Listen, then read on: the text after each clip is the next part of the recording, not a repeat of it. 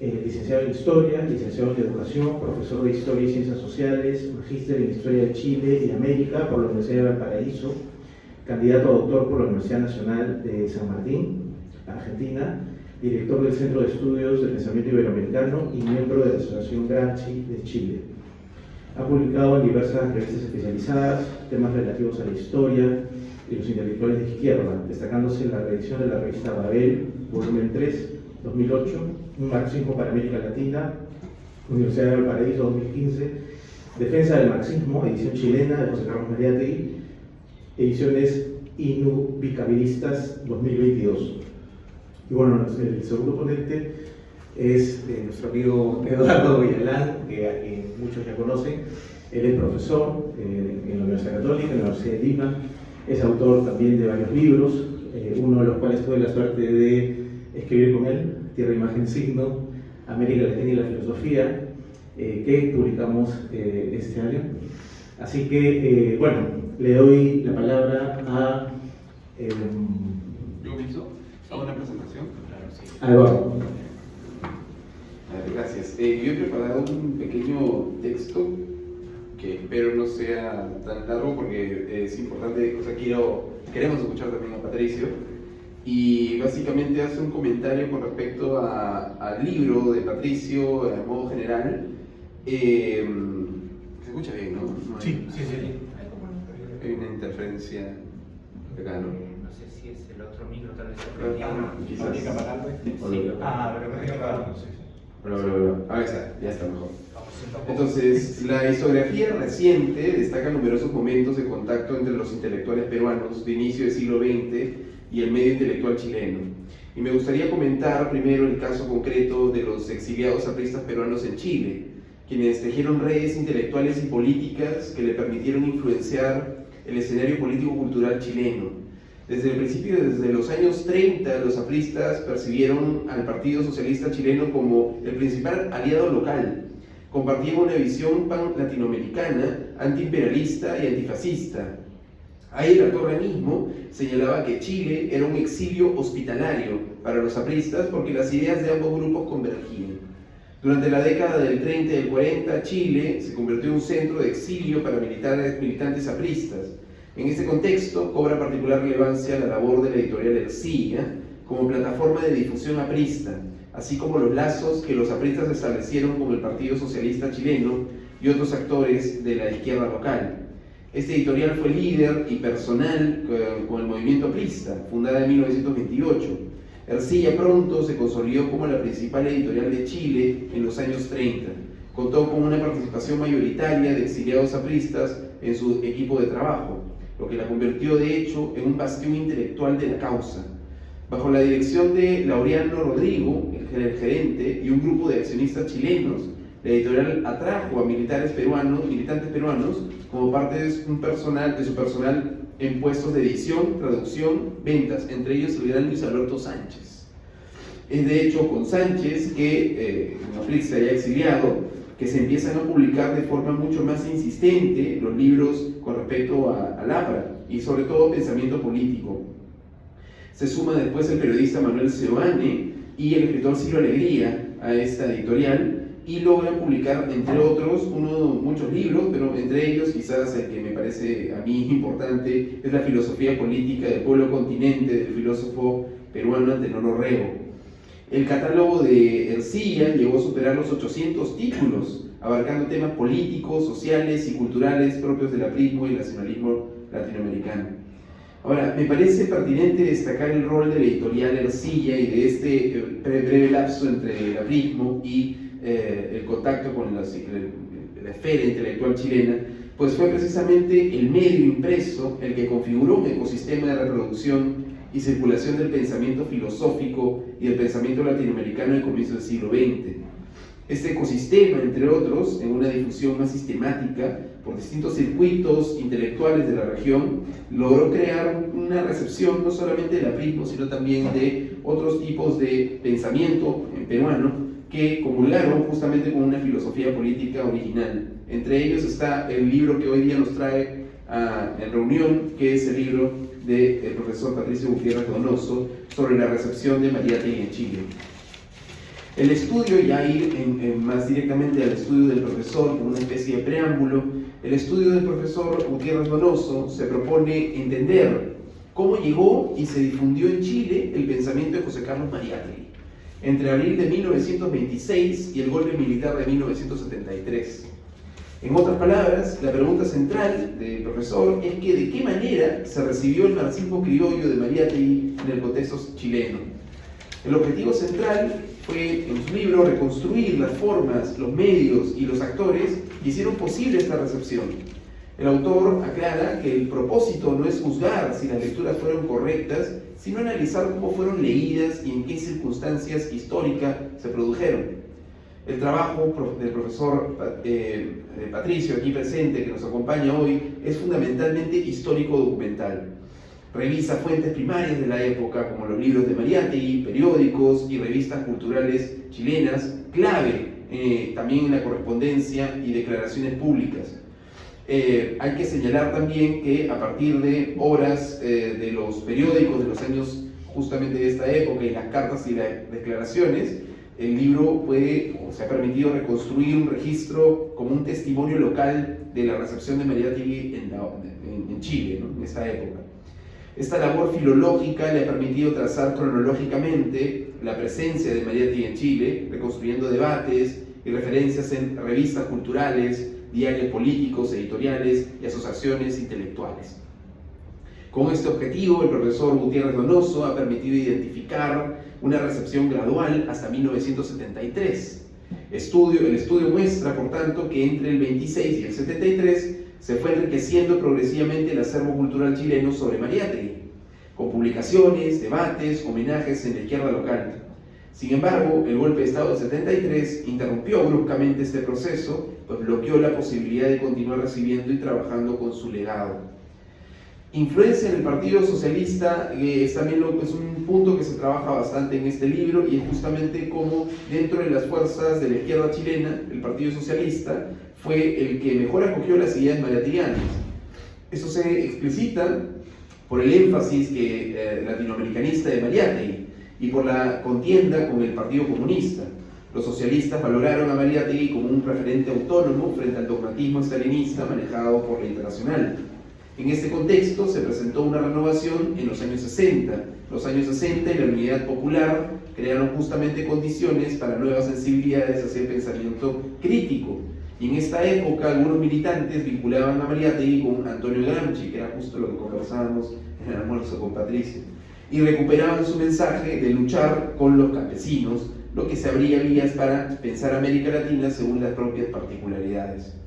En palabras del autor, Mariátegui no existe en Mariátegui un manual a seguir, sino que abre un camino para pensar e investigar nuestra propia realidad. Entonces, el libro del profesor Gutiérrez Donoso concluye que Mariátegui operó como un pensador heterodoxo dentro del marxismo, y sus lectores locales percibieron que la Mauta tejía algo más que una simple lectura del marxismo, integrando nuevos aires, estilos e inclinaciones en su obra. Mariátegui sirvió como matiz intelectual en una nueva generación que desafiaba dogmas establecidos. Pero quizás aquí hay algo que me parece importante dentro de todo este retrato que está en el libro del profesor Gutiérrez Donoso, y es que parte justamente de la argumentación del profesor se concentra en definir, o al menos presentar, esta relación interesante entre Gramsci y Mariátegui, ¿no?, en donde se apoya el libro en esta lectura de Gramsci, o al menos la visión de Gramsci, utilizando el concepto de traducción cultural entre sistemas para comprender la recepción. O sea, en Gramsci hay un concepto que se llama la traducción, ¿no?, cómo se comprende a Mariátegui dentro de ese concepto de traductibilidad. Y esto, aquí quisiera hacer una relación, porque justo con Sebastián nos interesa mucho esta visión de cómo a partir de dobles, o cómo a partir de una proyección duplicada del pensamiento, como una especie de otro yo que aparece separado de este sujeto, pero que lo refleja, lo desdobla y lo confronta, se puede superar o se supera esta visión de la copia, ¿no?, del mimetismo de una lectura en Latinoamérica, para hablar más bien de una producción creativa, completamente creativa. Y en este marco, la noción de doble no solo entra en sintonía con el concepto de traducción o traductibilidad que el profesor Gutiérrez Donoso ha bien remarcado en su libro, sino también en el concepto de lugar hermenéutico que propone otro investigador, esta vez argentino, Miguel Macero, quien dice, cito: decíamos que la figura de Mariátegui nos condicionaba el género, otro tanto cabe decir respecto de su clave hermenéutica, una clave que intentamos definir apelando a metáforas tales como antropofagia, el canibalismo y la traducción. La significación a la que remiten es bien explícita, se trata de una hermenéutica situada en este sentido de canibalismo. O sea, una idea de que Mariátegui hay un doble que impide caracterizarlo como un intelectual ortodoxo, ¿no? Como una imitación, sino más bien permite que los problemas formales que Mariátegui asumió identificar, no un formalismo, sino más bien una estética, una política y una creatividad en su propuesta. Entonces, me parece importante aquí el repaso que hace el libro, acentuando esto, porque justamente la llegada de Mariátegui a Chile se ve como este pasaje de un sistema cultural a otro, ¿no? De cómo hay una formación social que sucede en el Perú y que impacta en Chile como una suerte de doblez que ocurre en este ambiente de debate intelectual en la época del 20 y el 30. Entonces, Gramsci ahí sirve para enmarcar la lucha de ideas en ámbitos subalternos, pero también para entender esa traductibilidad. Hay muchas preguntas que de hecho me parecen interesantes del libro del profesor Gutiérrez Donoso, que deja abiertas. Hay muchas citas al profesor Enrique Dussel, también con Lukács, mirada sobre Benjamin, y también según Lowy, ¿no? Pero quizás los autores que cita y que me parecen útiles de poder acentuar son Osvaldo Fernández, que es un profesor también desde un punto de vista chileno, quien coopera con la interpretación de Mariátegui para tratar de leerlo fuera de este marco tan ortodoxo, si quieren, del marxismo en el año 60, ¿no? Entonces, es de Fernández quien también hay un punto de inflexión en la lectura en donde se rescata más de Mariátegui, no esta ortodoxia, sino esta heterodoxia que es propia de su divulgación del marxismo, ¿no? Algunas preguntas quizás que me gustarían para animar y empezar ya a conversar y a dejar de presentar formalmente el libro serían sobre el tipo de resistencia que quizás se podría encontrar en el mundo académico o político al investigar una figura como Mariátegui, ¿no? Desde una perspectiva no ortodoxa, ¿no? Mi segunda pregunta sería: ¿cómo se evalúa la relación de Mariátegui y Gramsci en términos de su recepción en Chile? Mi tercera pregunta, y creo que por ahí ya me detengo, es si hay una continuidad en la recepción de Mariátegui después, antes del golpe del 73, y qué es lo que pasa después del golpe del 73 con esta lectura o esta recepción de Mariátegui. Entonces, muchas gracias por escucharme, pero ahora me gustaría, y creo que a todos, escuchar al profesor Patricio, que nos va a pues dar más luces sobre su trabajo.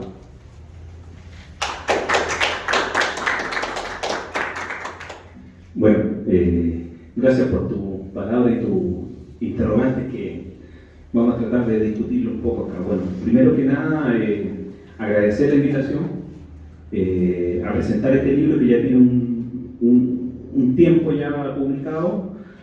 Contar que también este libro también es parte de un trabajo colectivo, y ese trabajo colectivo está ampliado en un centro que nosotros ya desarrollamos hace un par de años. En 2010 surge un centro que se llama el Centro de Pensamiento Iberoamericano, que es el CEPI, donde está ampliada una serie de investigadores, y la lógica que está detrás de ese centro es una lógica de participación voluntaria.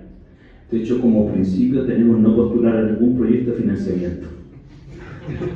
Y estos libros se financian ¿de qué manera? Básicamente se produce el libro, se vende, y con lo que se vende se produce otro.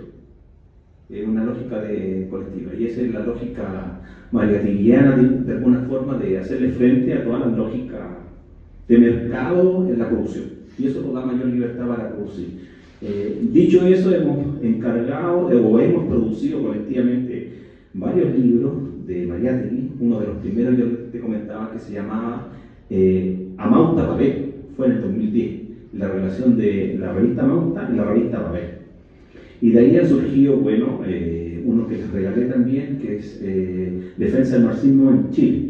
¿Por qué? Porque la primera vez que se publica Defensa del marxismo de Mariátegui se publica en Chile, en 1934. Hay una historia interesante, hay una discusión con Puerto Carrero de dónde viene esa publicación, y ahí damos algunas luces. Yo, como historiador, no tengo la certeza, la busqué durante 6 años en los archivos, no tengo la certeza de quién trajo Defensa del marxismo a Chile, solo puedo sospechar quién puede ser, pero no tengo el dato concreto. En historia trabajamos con un dato concreto, no lo pudimos especular. Y de ahí contar lo siguiente, o sea, primero, ¿quién es Mariátegui para Chile? ¿O por qué Mariátegui para Chile? Antes que apareciera este libro, Mariátegui era un personaje desconocido, porque, y ahí vuelvo al tiro con qué pasa con Mariátegui después del 73, desconocido porque la dictadura militar chilena, que fue en 1973, duró 17 años, y lo que hizo la dictadura militar chilena es cercenar profundamente el pensamiento crítico y eliminar a los sujetos mesocráticos populares. Fue una real matanza, digo así, de las ideas, pero también de los sujetos. Eso no permitió que surgiera de ahí pensamiento crítico, por ejemplo, muchos de los autores pasaron olvidados. Pero ahí va mi investigación. La investigación sobre Mariátegui es que Mariátegui tuvo una relación, y aunque estamos en el mundo de las redes sociales, mucho más fluida de lo que uno se imagina, con los intelectuales chilenos en particular y con los latinoamericanos en su conjunto. Yo te nombraba un libro en la década de los 30 que escribió Luis Alberto Sánchez, que se llama Visto y Vivido en Chile. Luis Alberto Sánchez escribió ese libro a petición de Pablo Neruda. Él era un militante aprista, Neruda un militante del Partido Comunista, y narra cómo era el ambiente político-cultural de la década de los 30. Santiago en la década de los 30 se convirtió en voy a hacer una entre comillas, una París sudamericana, porque recibió a todos los exiliados peruanos, argentinos, ecuatorianos, venezolanos. Entonces había un ambiente de mucha tensión política e ideológica. Bueno, Mariátegui es conocido ya desde la década en vida, se conoce su obra, se conoce la escena contemporánea a propósito de eso, se escribe en la prensa chilena, se narra quién es Mariátegui, y él empieza en comunicación, primero uno podría decir Edward, un importante intelectual chileno, pero también con Eduardo Barrios, que fue un literato, pero también estuvo a cargo en la década del 27, a cargo de la Biblioteca Nacional. Entonces llegaba a Mauta, a Edward, al Diario de la Nación, y llegaba a este sujeto quien estaba a cargo de la Biblioteca Nacional. Yo buscando la Mauta en la Biblioteca Nacional no di con ella, debe estar perdida en los archivos. Solo di con la Mauta facsimilar que la dio en donación este gran poeta y literato del Partido Comunista que se llama Bolo de Recte. Es bien conocido igual. Entonces, de él se conocía esa obra que estaba ahí. Siguiendo en esta rutina, digamos así, un poco filológica, Mariátegui en Chile también,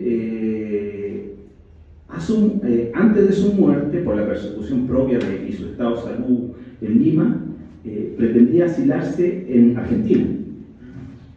Pero antes de exiliarse en Argentina se había carteado con los chilenos y iba a pasar por Chile a dar una conferencia a la Universidad de Chile. Esa invitación fue gestionada por el rector de la Universidad de Chile de esa época, que se llama Armando Acharán, y gestionada por Luis Alberto Sánchez también. Entonces Mariátegui iba a llegar a Chile a dar una conferencia y bueno, muere básicamente antes de ir. El 30 muere en abril, se llega a Saliza, estaba listo para el viaje, para dar una conferencia y conocer los amigos chilenos. A su muerte en Chile, después voy a volver por el lado argentino, pero a su muerte en Chile se empieza a producir lo que uno diría esa recepción propia de la muerte de Mariátegui, y está encauzada en dos planos, diría yo. Un plano es la disputa que tenía con Aya de la Torre, que se reproduce en la prensa y en la literatura chilena, Mariátegui como un literato que no había acertado en la conceptualización, y Aya de la Torre como ese gran lucidez del hombre político que estaba dispuesto a la transformación. Esa la pone en discusión esa Marta Portal. Marta Portal, un poeta, ayudada por el propio Mariátegui para que llegara a Chile, entra en esa polémica. Esa polémica, de alguna u otra manera, se va a hacer frente bajo las lógicas propias de la política interna chilena. Y aquí interesante porque Mariátegui, si bien de alguna forma, como tú lo recalcabas, estuvo presente en el Partido Socialista, porque el nacimiento del Partido Socialista chileno tiene mucho del aprismo, incluso su simbología y sus canciones tienen mucho del aprismo, y rescatan un Mariátegui, uno diría, más latinoamericano, pero eso no impidió que ese Mariátegui estuviera también en las líneas del Partido Comunista. ¿Por qué? Porque justo en los 30 también va a cambiar el eje de clase contra clase a nivel internacional, se van a empezar a formar los frentes populares contra el fascismo. La ventaja es que en Chile los frentes populares triunfan. Y al triunfar los frentes populares, Mariátegui es rescatado por los frentes populares como este aglutinador. Entonces hay una serie de homenajes que se van haciendo a Mariátegui como el hombre que pensó una realidad concreta desde América Latina. Ese personaje es disputado, digamos, de alguna u otra manera, por las dos corrientes más importantes de la política chilena. Eso no quiere decir que también en la década de los 30 hay una corriente, digámoslo así, marxista-comunista, que son, diríamos que son la línea más trotskista de ese, que también rescata a Mariátegui, y se publican ahí sus tesis sobre el imperialismo, que aparece en el 29 en el informe, y ahí escribe un sujeto que se llamaba Levín, Humberto Mendoza. Humberto Mendoza incluso él escribe en el diario obrero de Mariátegui, Labor. Entonces hay una relación de búsqueda. Recordemos que, bueno, Amauta, que es tan importante, Amauta escribió Neruda, aparece Gabriela Mistral, Huidobro, hay una serie de chilenos, ahí hay un proyecto de reeditar los chilenos de Amauta, que estaban en circulación. Y también está la cuestión Tacna Chile, para dónde quedaba también. Recuerda que todavía no se definía la posesión, digamos, previo a la guerra. Y ahí Mariátegui releva también la importancia de los intelectuales chilenos que pugnaban porque esa zona quedara para Perú. Entonces, hay una lectura desde el mundo de los obreros que es interesante, que critica esa vertiente nacionalista que se había promovido los países producto de la Guerra del Pacífico, y que tensiona constantemente también esa mirada. Y en el mundo intelectual tratamos de superar esa mirada. Entonces ahí hay un círculo político, ideológico que se va levantando. Y la década de los 30 es interesante también porque Mariátegui ahí es el aglutinador. Es un componente aglutinador para esa izquierda que se va formando. Luego, si voy a hacer unos saltos más o menos grandes para no aburrirlo tanto, y los 30 también es importante por lo que había dicho recién, se publica por primera vez Defensa del Marxismo. Y Defensa del Marxismo es un libro importante porque que es casi el núcleo teórico, digamos, y duro de Mariátegui como había pensado el marxismo. Y se publica en el 34, lo más probable, creo yo, que haya sido por Samuel Blusberg, o también conocido como Enrique Espinosa. Samuel Blusberg era el amigo que tiene Mariátegui en los 20, que escribe para la revista Papel en Argentina.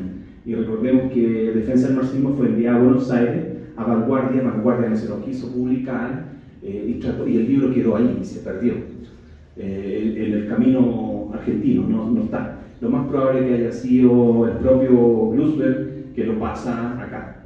Portocarrero dice que, leyendo mi trabajo, había sido Luis Orrego Luco, que él llegó a la conclusión que había sido Orrego Luco. Es probable, pero no estoy tan seguro, porque Orrego Luco lee Defensa del Marxismo de Amauta. Lo lee de Amauta. Porque cuando hicimos el trabajo de Defensa del Marxismo, con esto no quiero hablarme mucho, pero hicimos un trabajo, entre comillas, neofilológico, comparamos todos los artículos que aparecieron en Variedad Mundial, después en la Mauta, después la primera edición chilena, después la edición popular, y comparamos todos los artículos donde los párrafos habían cambiado y donde uno podía hacer el horizonte de dónde viene la lectura. Entonces, parte de ese trabajo que te di el libro de Defensa del Marxismo, no está mucho esa parte, esa está más resguardada, pero hay, no sé, unas 200 notas de párrafos, comas, letras, palabras que sacaron del artículo, así que Defensa del Marxismo no es tan Defensa del Marxismo como uno lo conoce, sino que tiene una historia de párrafos que se van sacando, colocando, no tiene título, aparece un ensayo más, que no está, porque en Amauta el ensayo 7 y 8, después cuando aparece en Defensa del Marxismo lo publican como 7 y 8 y en uno solo, entonces aparece como un ensayo más, hay una serie de historias ahí, pero eso lo más probable es que haya sido Grusberg, que lo trae a Chile y se publica. En este ambiente cultural donde Luis Alberto Sánchez juega un papel central en rearticular una serie de escritos que van dando por Zigzag y la otra revista. También la década de los 80 es importante, cuando muere María Dei, se funda un centro de estudio, de pensamiento, y que se llama Centro de Estudio de Pensamiento José Carlos Mariátegui, en Chile, apenas muere Mariátegui. Y de ahí, Luis Orrego Luco, al mes de muerto, da 2 conferencias que la transforma en libro, que es la primera bibliografía de Mariátegui. Esa lista la voy a reeditarla, esta lista va a aparecer para el año que viene, yo creo que en el verano, esa primera edición sobre Mariátegui y su biografía. La primera bibliografía en Chile. En Chile. Y de él, en realidad, porque en el 30, si años después que muere. Después, recuerda que después viene la de Uñón, que esa es en los 40 ya. Entonces, hay una relación constante con Mariátegui que va girando en la izquierda chilena. Luego ya en los 50 y 60 aparece un Mariátegui ya más ligado a este compromiso más latinoamericano. Se empieza a tomar una conciencia de la izquierda por pensar América Latina, digamos así, en otra clave de traductibilidad como tú ocupáis el lenguaje ahí. Porque bueno, ahí aparece Los 7 ensayos, en el 55, por la editorial Nuestra América, que estaba ligada al Partido Socialista. Pero también hay una tesis doctoral después de los 60, que es, se me fue el nombre ahora, pero está la primera tesis doctoral sobre Mariátegui, que la hace un chileno, que la defiende para defender su doctorado en Hungría, si no me equivoco, que es sobre el realismo y el arte en José Carlos Mariátegui. Así que ese texto está por ahí, si le interesa para que lo... Entonces la primera tesis doctoral sobre Mariátegui, y que creo que debe ser la primera que se hizo sobre Mariátegui.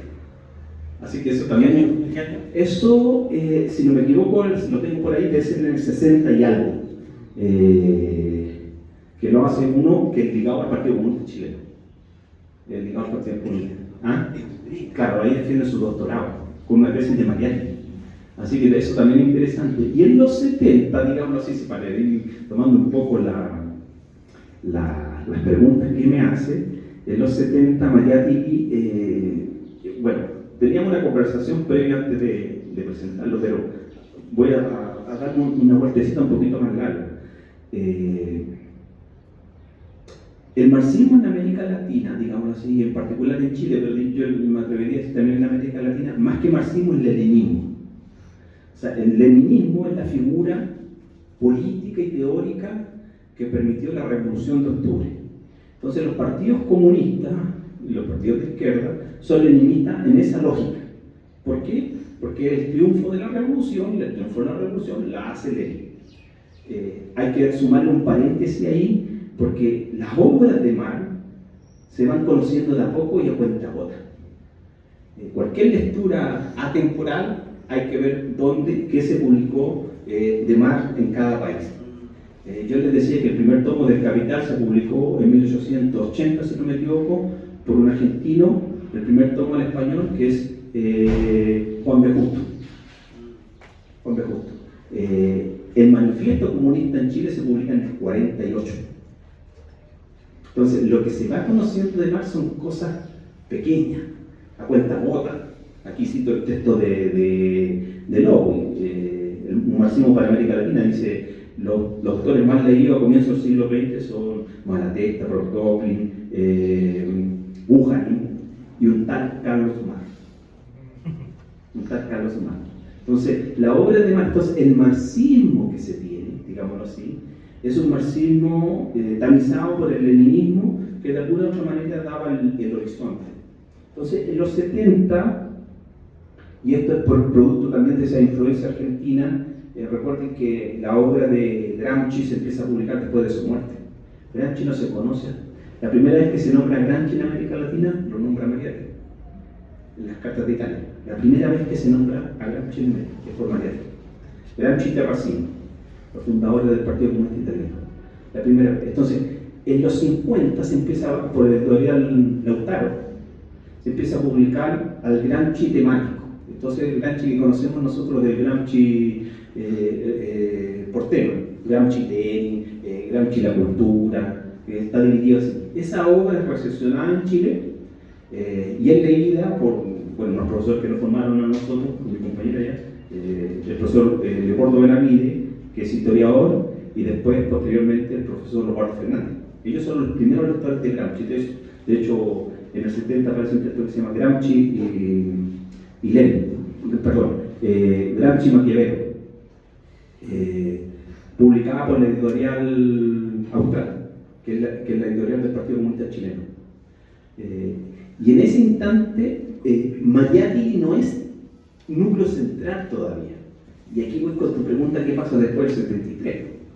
Entonces, estos intelectuales, que de alguna manera también de la década del 70, que estaban más enfocados en hacer la revolución y el camino al socialismo, lo que le estaba sirviendo ahí era, estaban explorando algunos intelectuales ligados a los partidos comunistas, explorando Mariátegui, explorando Gramsci, y también explorando, seguir profundizando con Mari Lenin. Viene el golpe de Estado y muchos intelectuales, bueno, la mayoría son asesinados, los ligados a los partidos comunistas y socialistas, y los que logran zafar de alguna u otra manera con todo lo que significa el exilio, en su lectura europea, vuelven a Mariátegui, porque son lectores de Gramsci, y encuentran en Mariátegui un sí. Osvaldo Fernández decía, cuando uno estudia a Osvaldo Fernández, nosotros decimos que son almas gemelas. Encuentran, hacen una vuelta pasan por Europa, hacen una vuelta por Gramsci, y de Gramsci vuelven a Mariátegui. Y es el Mariátegui que se empieza a leer después en dictadura. Aparecen sus textos en una revista del exilio que se llama La Buscaria. Ahí aparecen. A los profesor Osvaldo Fernández le pidieron en los 80 se podía escribir a alguien de Mariátegui, y dijo que es Mariátegui. En los 80. Todavía no lo estaba presente. Entonces, lo que trata de reconstruir en el texto un poco es esa historia olvidada de Mariátegui como un sujeto que sí estuvo presente en la circulación de las ideas de una izquierda que estaba tratando de agarrar cierta realidad, ciertas conceptualizaciones para entender su propia realidad. Entonces, la importancia de Mariátegui es la importancia de, digámoslo así, ahora se ocupa un concepto como heterodoxia, ¿cierto? Frente a la ortodoxia, yo siempre eso lo digo con cuidado, porque Mariátegui, más que un heterodoxo en sí, cuando dice esta expresión que él toma, la herejía fortalece el dogma, muchos leen la herejía, pero se le olvida el dogma, y el dogma era el marxismo. Entonces la herejía fortalece el dogma, quiere decir que va despejando los diferentes pensamientos heréticos para fortalecer el dogma, pero no elimina el dogma. El dogma es el marxismo, como modelo de interpretación de la realidad. Entonces, en ese sentido, lo que pasa para Chile es que está vinculado Mariátegui a estas diferentes posiciones, entre comillas, más heterodoxas, pero era en el fondo la realidad que estaban leyendo los partidos políticos de su propia realidad. Entonces, en Mariátegui está la lectura de leer la realidad concreta.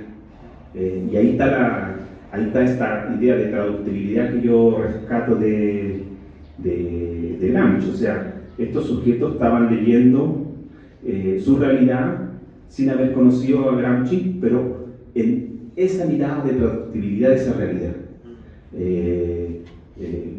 Mariátegui nunca leyó en profundidad a Gramsci, porque Gramsci, Mariátegui muere en el 30 y Gramsci muere en el 37, y su obra es conocida después de la Segunda Guerra Mundial. El Gramsci que se conocía, entre comillas, el Gramsci periodista del Ordine y Nuovo y del Villeno Rosa, otro Gramsci, no el Gramsci que reflexiona sobre la derrota, porque en los cuadernos de la cárcel Gramsci lo que hace es reflexionar sobre la derrota del Partido Comunista, del Villeno Rosa. Y el Gramsci del Ordine y Nuovo es el Gramsci que quiere construir el socialismo, es un Gramsci leninista, y crítico, digamos, de alguna otra manera de la ortodoxia cuando escribe Marx y el Capital, un texto que hace en el 18 Gramsci, Marx y el Capital con mayúscula, el tomo del Capital, que habían utilizado el Capital como un camino de lectura rígido. Entonces, ese Mariátegui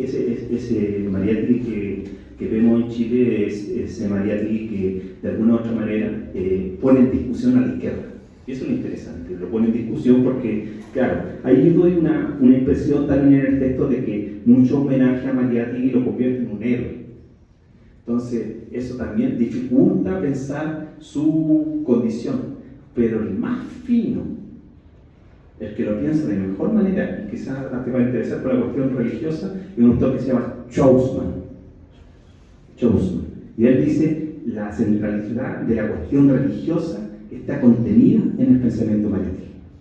Y él escribe 2 tomos, y en uno de los tomos le dedica la década del 50 y tanto, una parte fundamental sobre el pensamiento Mariátegui.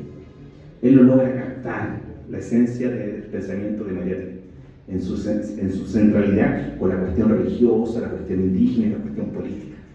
Él da la clave, pero una lectura que viene, digamos así, de un pensador que está en la academia, más que ligado a los partidos políticos. Los partidos políticos, de alguna u otra manera, lo que yo te comentaba cuando estábamos en el primer almuerzo, es que los partidos políticos trabajan políticamente con las herramientas políticas con las cuales disponen, con las herramientas teóricas y políticas con las cuales disponen. No les podemos pedir que si una lectura buena o mala, o pobre o mejor, a los sujetos cuando estaban conociendo la obra de Mariátegui, algunas obras clave, y no todo su pensamiento.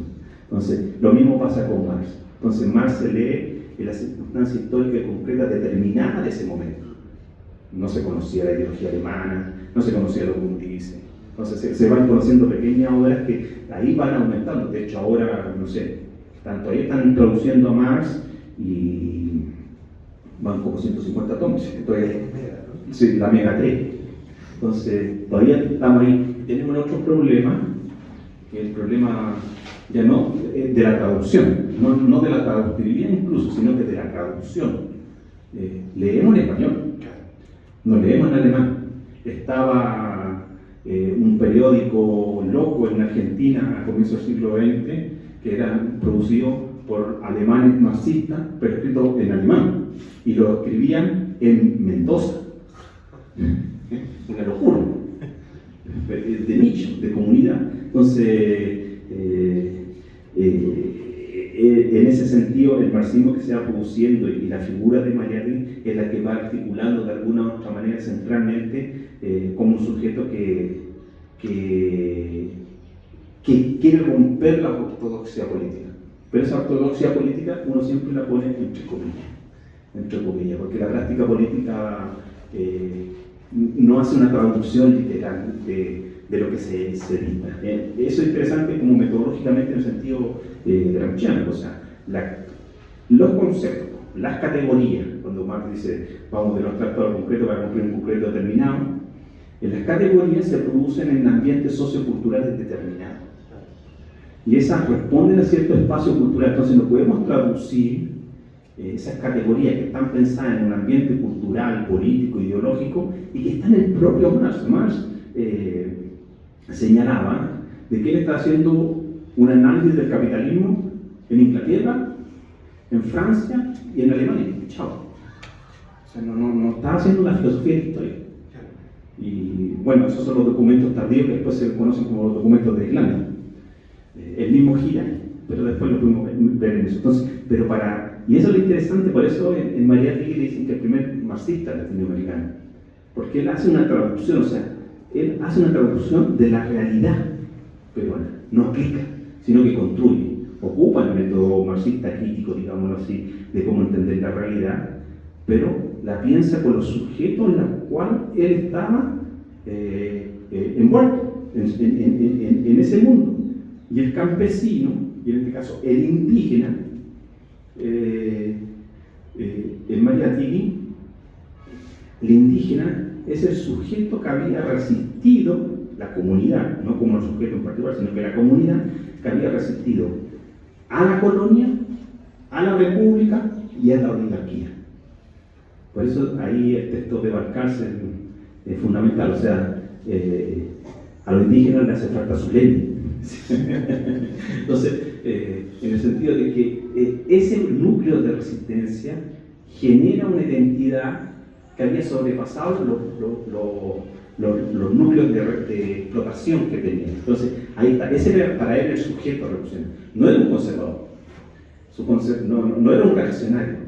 Ve que en la realidad local que le tocó vivir, ve que ahí está el potencial de construir el socialismo. Y eso es interesante porque también uno lo puede ver para decir, ¿no?, que la llegada al socialismo, el camino al socialismo, tiene diferentes fases, pero se puede pegar el salto sin conocer las obras de Marx. ¿Y cuál es ese salto? Construir socialismo sin pasar por las caras del capitalismo. Entonces, intuitivamente llegaron a conclusiones que el propio Marx había trabajado, que no se conocía su obra. O sea, cuando Marx se cartea con Vera Sassurich, a propósito de los populistas rusos, le dicen: ustedes están leyendo El Capital como el camino a seguir. Entonces, él dice: no, yo no hago una filosofía de historia. Si ustedes hacen lo mismo que están haciendo, claro que van a pasar por la etapa del capitalismo, pero eso se puede saltar. Y eso es, y Marx ahí se mete con la comunidad rusa. Sí. Y empieza a pensar otra manera de saltar el socialismo. Lo mismo con Lenin. Lenin empieza a pensar la sociedad oriental, como se decía en la época. Entonces, ese es el salto que está ahí. Por eso es interesante cómo digamos así, entre comillas, los pensadores marxistas de izquierda iban construyendo su teoría también, muchas veces sin conocer al propio Marx, pero llegando a conclusiones similares. Y eso es lo interesante, porque promueve, digamos así, o genera espacios de emancipación social, que sí pueden ser pensados desde unas localidades periféricas. Claro, de eso hay mucha lectura, porque algunos han hecho una lectura no europea o europeizante, como dicen algunos, sobre la lectura de Mariátegui en ese sentido. Pero ellos están pensando en los procesos de emancipación social. Y esos procesos de emancipación social se van generando en esto. En algún momento me sirve Mariátegui, pero también algunas partes de Marx. Entonces, claro, Mariátegui es este elemento, o sea, era conocido, fue olvidado de la tradición de la cultura de izquierda, digamos así, chilena, pero era conocido el pensamiento de Mariátegui y su figura importante como aglutinador. Yo creo que ahí está la clave un poco del texto y el trabajo historiográfico que se va dando. Eso, gracias.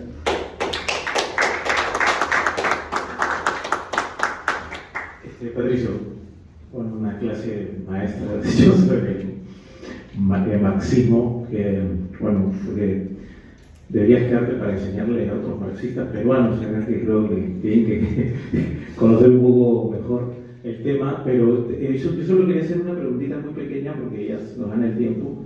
Entonces, lo interesante de tu libro es que se concentra, me parece, sobre todo en la recepción de los 7 ensayos, ¿no? Y sobre todo en la interpretación de Marx por parte de José Carlos Mariátegui, ¿no? Sin embargo, y eso quería consultarte, a mí lo que me interesa es el arte, la estética, el arte, y cómo Mariátegui utiliza el arte y la estética y plataformas como Mauta, que es considerada la mejor revista de la historia del Perú, por lo menos del siglo XX y el XXI a nivel latinoamericano, ¿no? O sea, habría que pensar en Amauta, la revista Amauta, como una obra de arte, ¿no? Porque es realmente insuperable esa revista, ¿no? Y en esa revista, por los elementos visuales, por el aglutinamiento de pintura, poesía, todas las manifestaciones de vanguardia, cine, ¿no? El cine era fundamental para José Carlos Mariátegui, ¿no? Yo justo el otro día presentaba por los 100 años de la Quimera del Oro de Chaplin, presentaba la película y hablaba sobre el ensayo de Mariátegui, que está antologado en un montón de libros sobre ensayo latinoamericano, donde Mariátegui dice el mejor revolucionario de todos es Chaplin, ¿no? Y la prueba es esta película, ¿no? En la escena contemporánea, creo que en el prólogo dice que el género de su libro es cinematográfico. Y eso recién se está pensando ahorita, ¿no? ¿Qué quiso decir con que su libro era cinematográfico? Por otro lado, si hacemos una lectura no teleológica o cronológica, sino una lectura menos positivista de toda la obra de Mariátegui, podemos poner como último libro El alma matinal. El alma matinal. Espiritualismo, ¿no? Y si vamos más hacia atrás, vamos a un Mariátegui religioso, místico, un misticismo que regresa hacia el final con toda la idea del mito, del socialismo como un mito, ¿no? Y de la idea del socialismo como algo casi religioso, ¿no? Pero desde la heterodoxia, eso es lo interesante, ¿no? Y además desde una búsqueda que lo que pretende es suprimir ciertas taras como el hispanismo, ¿no? Un hispanismo negador de las comunidades originarias en América Latina, ¿no? Un pasatismo colonial que niega un Perú más grande, ¿no? Un Perú que no solamente se concentra en una catedral del centro de Lima, ¿no? Entonces, la periferia y todo eso, ¿no? Entonces, la pregunta por el arte, porque tu libro se concentra en lo político, y me parece que yo te pediría, discúlpame, un segundo tomo sobre la apropiación de toda la parte estética, de todo el tema de cómo para Mariátegui el arte no era algo secundario o decorativo, sino era fundamental en el proyecto de una revolución socialista, ¿no? Sí, a propósito del arte y eso, me acordé del nombre, Jerko Morotić. Jerko Morotić trabajaba en la Universidad del Estado, de Los Ángeles ahora, y lamentablemente lo mató la tecnología. Lo atropelló una moto. Sí. Mira, varias cosas. Recuerden que se hizo la edición facsimilar de Amauta, que tampoco se conoce el Amauta original mucho, donde tú ves eso, y cuando se hace la edición facsimilar de Amauta, le sacan la propaganda. ¿También la edición facsimilar, cierto? ¿Y han visto los revistas originales? En los revistas originales hay propaganda sobre los bancos, sobre las tiendas, y era cómo se financiaba. ¿Cómo se financiaba la revista? Claro, la materialidad Quitaron los bancos de... y quitaron en la facsimilal el horizonte material, digámoslo así, por donde se generaba la revista. Que también es interesante para pensarlo, para pensar a Mariátegui. Disculpa de los hijos. Bueno, no sé, ahí ya. Estoy en el extranjero y mañana me voy. Tengo que salir de acá. Y claro, la cosa del arte fue un referente fundamental porque también hay una estética sobre la letra. Los 7 ensayos y una estética sobre la letra, que es una discusión un poco que teníamos con Chile siglo XIX, que teníamos ahí con Nadia, sobre el latín y el uso de las letras. Y espera un símil de eso en Chile es una revista que hace muchos años hicimos, que se llama Amauta Babel. La revista Babel chilena, que cuando sale de Argentina Roosevelt, que escribe allá como Enrique Espinosa, había publicado Babel en Argentina en la década de los 20, publicaba la literatura, y Roosevelt transita hacia posiciones de izquierda por el intercambio cultural con Mariátegui y Waldo Frade. Y la revista Babel recoge el espíritu de la revista Amauta. Nosotros, creo que el año antepasado, publicamos un texto que se llama Mariátegui y el espíritu revolucionario. Y publicamos, en la Edad de Piedra que llamaba Mariátegui, las obras y los poemas inéditos de ese Mariátegui de antes que fuera Mariátegui al exilio. Entonces, en la Edad de Piedra le pusimos el espíritu revolucionario porque en ese análisis que va haciendo del turf, del golf, de la carrera de caballo, de la aristocracia, va construyendo su imaginario crítico para convertirlo en un revolucionario que fue después. Entonces, ese imaginario que va rescatando y la propia estética va haciendo una crítica radical a la existencia de esa oligarquía peruana que es tan perversa como la oligarquía chilena, si son oligarcas. Y en ese sentido, Mariátegui, claro, hay la cosa del mito, digamos así, que lo ha estudiado bien Gonzalo, la cosa del mito tiene que ver con esa capacidad movilizadora. O sea, también en Mariátegui está qué mueve al hombre, qué lo hace caminar, qué lo hace transformar.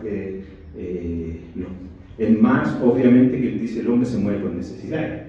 Y primero está la necesidad biológica, después la necesidad material y también está la necesidad espiritual. Entonces, el mito mueve a la acción. Esto lo saca de Soret. Entonces, el mito mueve a la acción porque mueve a los sujetos a proyectarlo a que realicen una acción posterior. Entonces, en Mariátegui, claro, el componente mítico tiene que ver con el componente cultural. Claro, pero es ahí que ese componente cultural nace de un lugar determinado. La cuestión indígena no es por una cuestión por el campesinado propiamente tal, ni por su manera, sino porque es un ambiente cultural que tiene un imaginario político y social y cultural que se expresa por lo abstracto del pensamiento, se expresa materialmente. Se tiene que materializar, tocar, hacer. El marxismo no está en el aire, los conceptos, eso ya lo sabemos muy bien los que hemos leído el método de la economía política. Las categorías son síntesis y múltiples determinaciones que van uno de los tractos al concreto para concluir un concreto determinado. Estoy recitando el método. Entonces, ¿qué quiere decir eso? Que en el fondo esas categorías conceptuales que están en el propio Mariátegui, que también son visuales, tienen que tocarse, hacerse, uno tiene que visualizarlas para, claro, imágenes. Y esto uno puede decir, esto también es barroco de alguna manera. O sea, el cristianismo, los que se dedican a la colonia, el mundo no lee. Uno entra a la iglesia y ve imágenes, ve la procesión, ve a Jesucristo sacrificado, lo ve, lo visualiza. ¿Entiendes? Entonces, uno va a una iglesia, a un templo musulmán, no ve imagen, ve escritura, es otro mundo. No quiero meterme ahí con la ética protestante y el capitalismo, ¿no? Pero tiene que ver con eso, o sea, la visualidad que está en Amauta es porque le está diciendo, mire, aquí existe otro mundo. Y la poesía como creación de imágenes. Claro, y la poesía, obviamente, porque la poesía ahí juega un rol, porque también estéticamente rompe esta cosa de ir construyendo párrafos escritos, sino que va rompiendo con imágenes y estéticamente, o sea, el poema escrito es diferente al texto y lo iba intercalando con imágenes. Moviliza las emociones. Moviliza las emociones y te pone en otro registro. O sea, la sola experiencia de ponerlo en la revista Amauta frente a, uno diría, al análisis frío del marxismo, solo pensarlo así ya es radical. Sí, así es. O sea, solo pensarlo así ya es radical. O sea, ¿qué me está diciendo aquí? Aquí está haciendo una defensa del marxismo que aparece en Amauta, pero sin embargo, que me escribe un poema y me pone una imagen de indígenas, ¿cierto? Claro. O sea, donde la gente dice, bueno, ¿qué? Una bomba. Entonces, esa misma estética es la radicalidad que está en la propia revista y los mismos colores. Yo no conozco del mundo indígena, pero cada color representa un imaginario yo lo desconozco, no me dedico a la antropología ni a eso, entonces desconozco qué colores significan algo, porque esos colores que están en la revista tienen un significado. Excelente, Patricio, extraordinaria respuesta. Ahora sí, ya para cerrar, no sé si hay preguntas de del público, así, este micro llega, pues.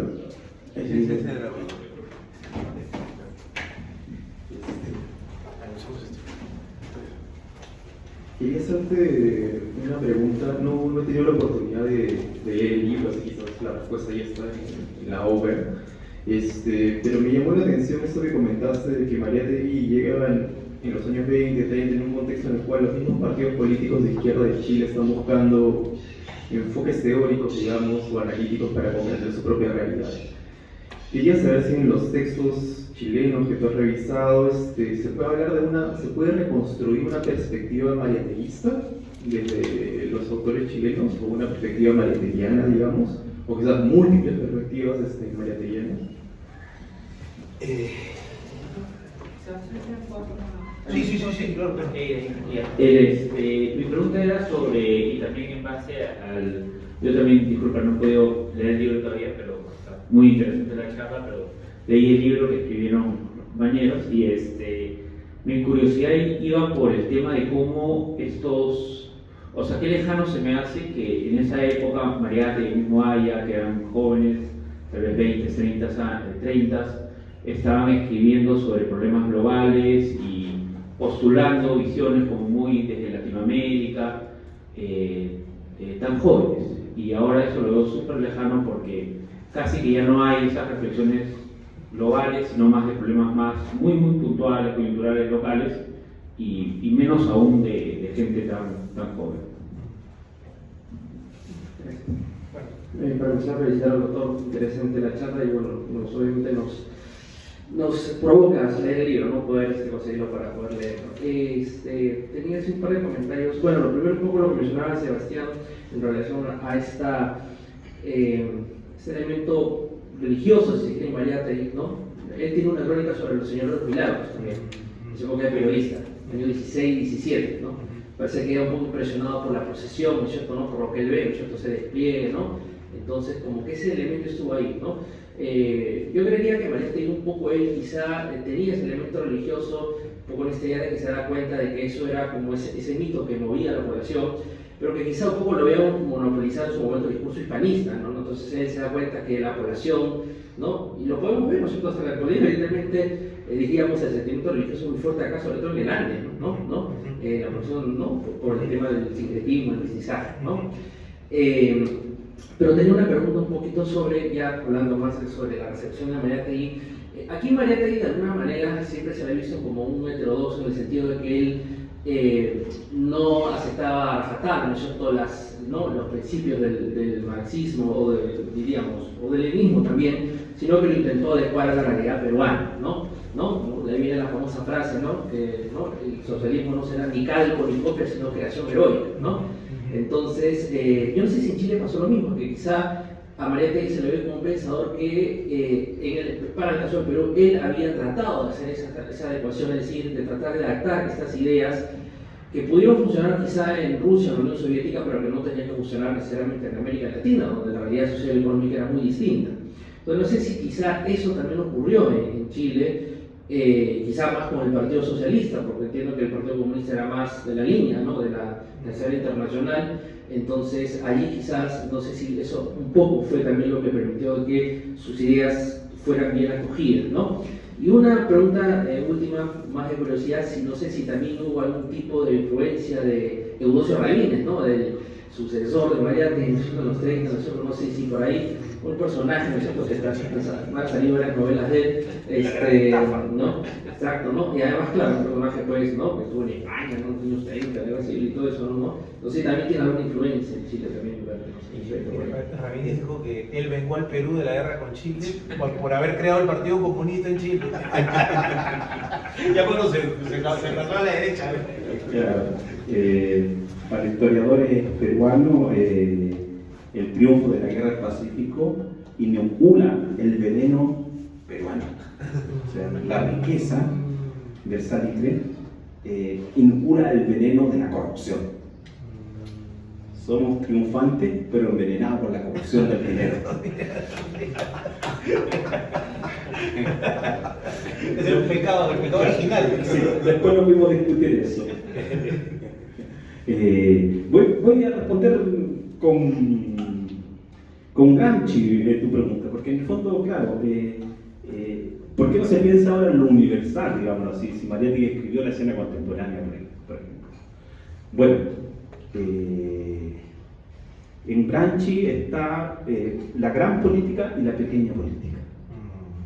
Entonces, en los modelos actuales o neoliberales, después de la caída, digámoslo así, de los grandes relatos, como se dice, japonés norteamericano, y el triunfo del capitalismo, claro, las derechas, digámoslo así, ya aquí hablando políticamente, como militantes, si tú lo quieres, las derechas, lo único que les interesa es la pequeña política. Y la pequeña política es lo que dijo uno, que dijo el otro, que dijo aquel, que este es corrupto, que este no es corrupto, que no nada. Entonces, eso es el gran ideología, digámoslo así, de la pequeña política para no pensar la gran política. Y la gran política es pensar en el proyecto de transformación de la nación. Mientras las clases dirigentes, decía Gramsci, la filosofía de las clases dirigentes se vuelve sentido común, es porque ya han triunfado. Y eso se llama dirección política y moral, construir la hegemonía de la dirección política y moral. Entonces, cuando construye la dirección política y moral y ves que la gran masa explotada de los trabajadores latinoamericanos vota por su opresor, es porque ha triunfado la hegemonía de las clases dirigentes. Entonces, no pensar los problemas globales significa que estamos hegemonizados, o sea, hemos convertido a la sociedad en subalterno, diría Gramsci. Somos unos subalternos que reproducimos acríticamente los valores, los sentidos, la moral, el lenguaje, las palabras, los actos, los ritos, los lenguajes de las clases dirigentes. Y ahí no hay posibilidad para la emancipación, salvo que, como decía el propio Gramsci, hacer mucho trabajo monográfico, constante, de las luchas de los trabajadores que se han iniciado procesos de emancipación. Toda lucha de trabajadores que han iniciado procesos de emancipación es fundamental para construir una crítica contra la hegemonía dominante, o escribir la contracultura, digamos, la contrahegemonía. Tengo que poner así. Y claro, Mariátegui estaba conectado con el mundo. No porque le interesara el mundo, sino porque sabía que los problemas del mundo afectaban al proletariado peruano. Los grandes problemas del mundo van a ser los problemas del proletariado peruano. Entonces, para resolver los problemas del proletariado peruano, tenemos que comprender el mundo. La revolución siempre es local, diría Marx, pero se tiene que hacer una revolución en el sentido global. Esa idea. Y yo creo que ahí está la fortaleza. Entonces, cada pensador en la actualidad está pensando lo que dijo, no sé, el partido X contra el partido acá, el sujeto tanto contra el sujeto tanto, mientras el gran capital construye la hegemonía y la dirección política de las decisiones fundamentales de la política. Entonces, lo respondería así en ese sentido. Y ese es el valor de la escena contemporánea, porque la escena contemporánea y su primera parte sobre el fascismo, la pregunta es que hay que hacer un nuevo libro sobre la escena contemporánea actual y sobre el fascismo actual, porque el fascismo actual no es el mismo fascismo de los 30 y los 40, es otro tipo de fascismo, es otra lógica. El fascismo de los 30 y los 40, que si bien era racial, era estatista, o sea, quería fortalecer el Estado, que lo veía como una ameba biológica que tenía que tener un espacio vital y fortalecer el Estado, la industria, y para eliminar la lucha de clase interna. Entonces había que fortalecer el Estado y el productor se tenía que asociar con el que produce y generar la fortaleza de un Estado fuerte. Pero la nueva derecha, que uno lo dice fascista, son anti-Estado y quieren debilitar el Estado y fortalecer la fuerza, pero debilitar el Estado en el fondo. Entonces, estas nuevas derechas, ahí habría que pensarla en este contexto de rearticulación del capital a nivel global. La pregunta que hace el compañero aquí, claro, o sea,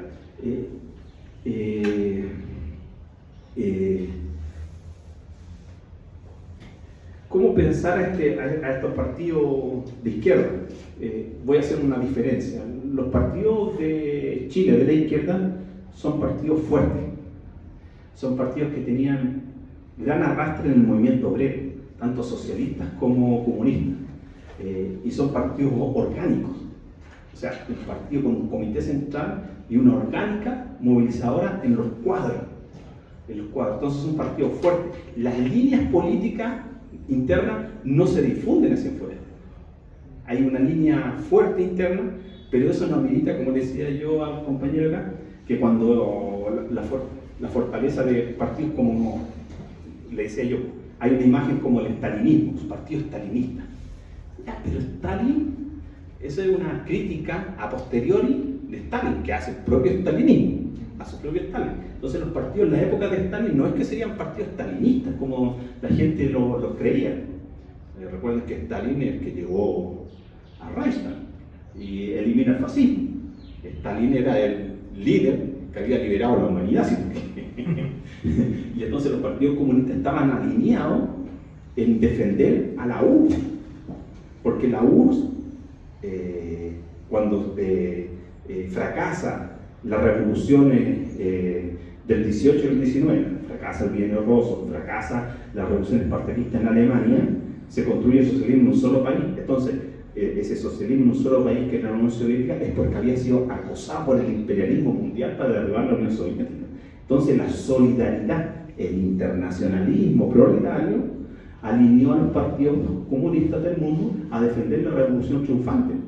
Entonces, llegaban los mandatos, digámoslo así, de la internacional, pero esos mandatos, el paraguas o la crítica ideológica de la derecha, es decir, bueno, estos son estalinistas y cuando en la Unión Soviética llueve, los comunistas chilenos andan con paraguas.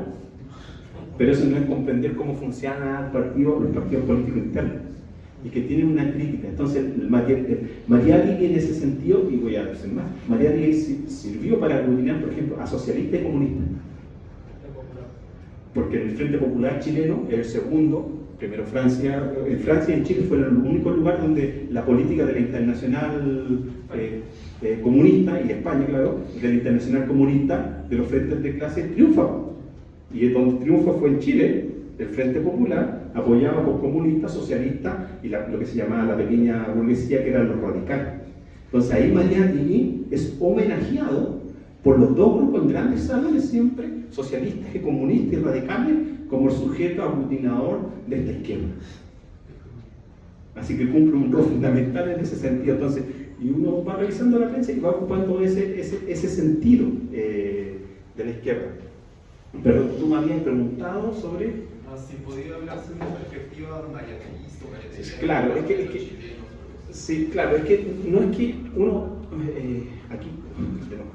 Voy a contestar como cuando le preguntaron a Marx si era marxista o no.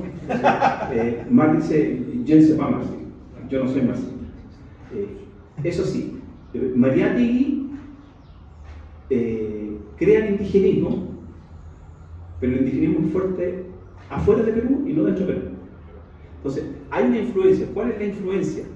Es la influencia en el sentido de que, dependiendo del periodo de los 30 es como un sujeto aglutinador, que aglutina a la izquierda.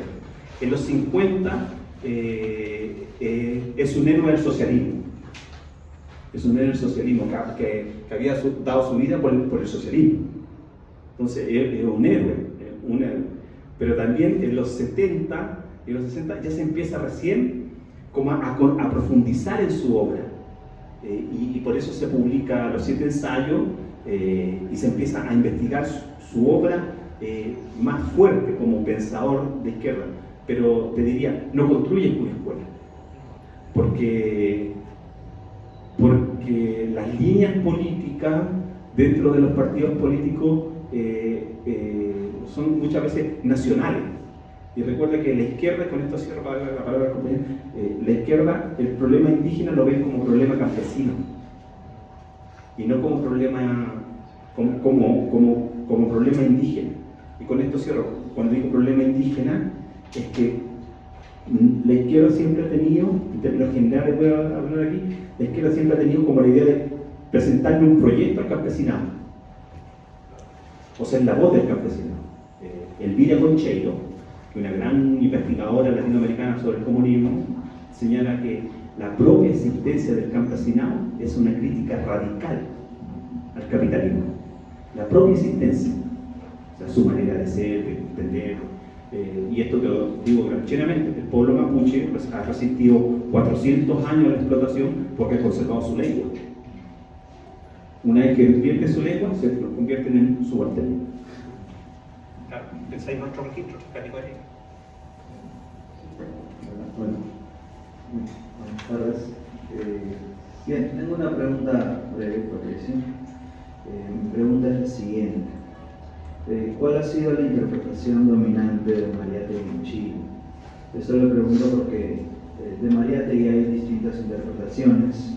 Hay lecturas más superestructuralistas. Aquí en los años 80, por ejemplo, leyeron una interpretación un poco distinta. Hay un texto que se llamaba Para entender a Mariátegui, ¿no? En donde básicamente se inclinaba este análisis a entender a Mariátegui con la intención de buscar un cambio estructural, ¿no? Entonces, me imagino que también había una interpretación dominante de Mariátegui en Chile, y me gustaría saber cuál de esas sería. Gracias. Mira, la interpretación es no solo de Mariátegui, sino para cualquier autor o cualquier sujeto social, digámoslo así, si lo pensamos políticamente, responde a las necesidades sociales. Y cuando digo necesidades sociales, digo que las colectividades buscan sus maneras de procesos de emancipación. Y cuando buscan esos procesos de emancipación, les puede parecer en una época que el Mariátegui más estructuralista, digámoslo así, es más eficiente para el proyecto político del momento. Pero ahí no estamos hablando del sujeto de Mariátegui, a eso quiero ver. Estamos hablando de la interpretación política que le dan los sujetos en determinados momentos a diferentes autores. Ya no nos estamos metiendo haciendo un análisis filológico del pensamiento de Mariátegui, si está bien o está mal.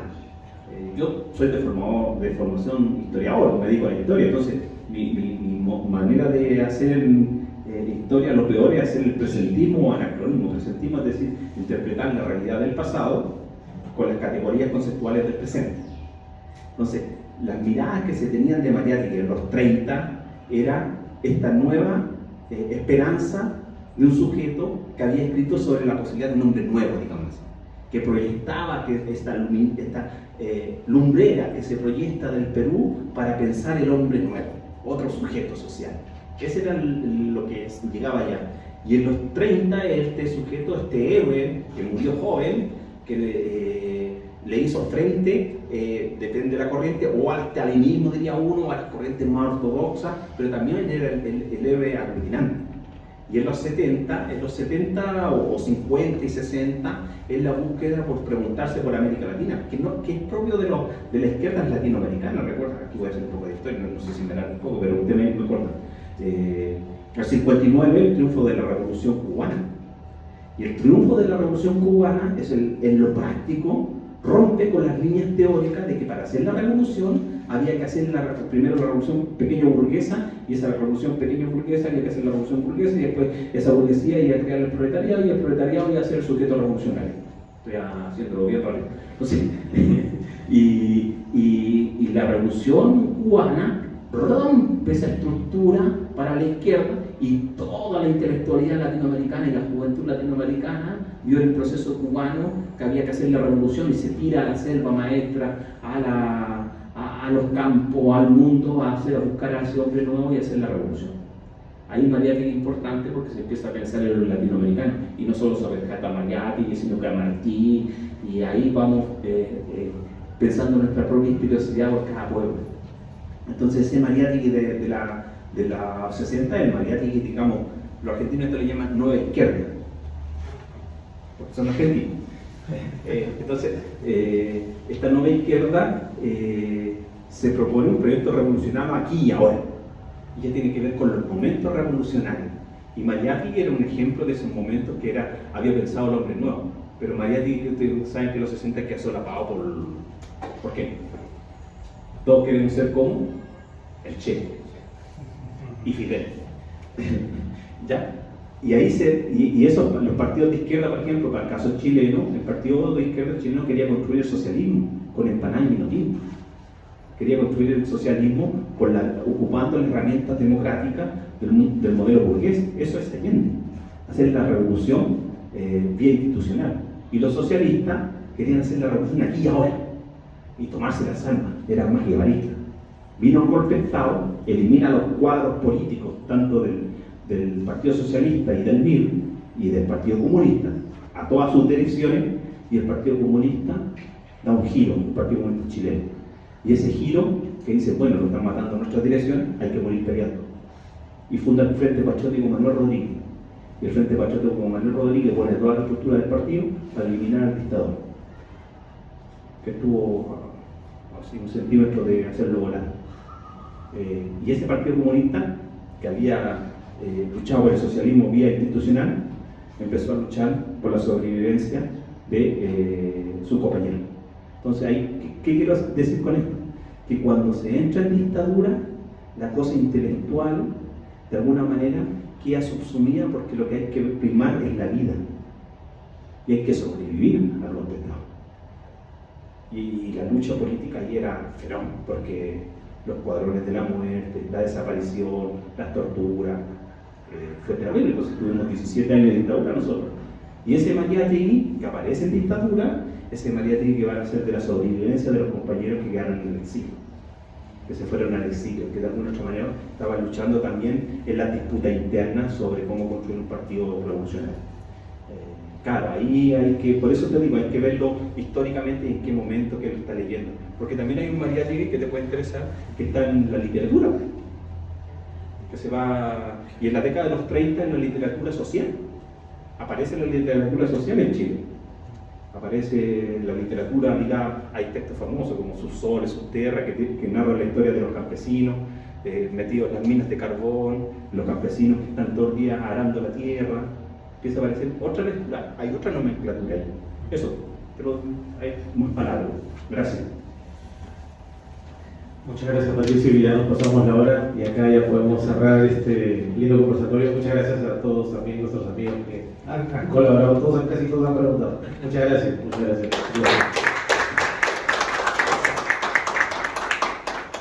Les puedo decir que todo esto que hemos hecho o escrito está en una editorial, que se llama Inubicarista.